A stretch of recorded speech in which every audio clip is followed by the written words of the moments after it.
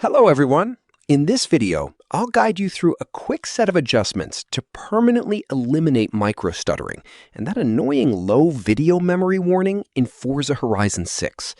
This issue triggers because the massive open-world map is overwhelming your graphics card cache, forcing your system to swap data with slow system RAM.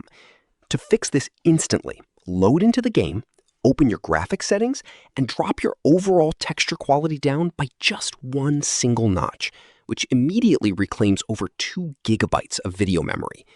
Next, scroll down to turn off ray tracing completely and enable DLSS or AMD FSR set directly to the balanced preset.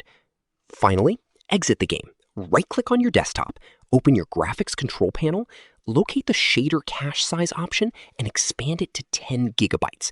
This forces your PC to permanently store map textures on your fast solid-state drive, keeping your frame rates completely smooth. Subscribe to the channel for more videos.